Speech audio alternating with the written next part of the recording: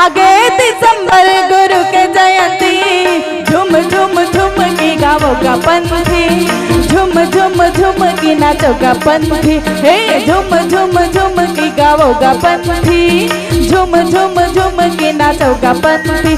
सादा झंडा लहराए लहर लहर, सादा झंडा लहराए लहर लहर, आगे दिसंबर गुरु की जयंती।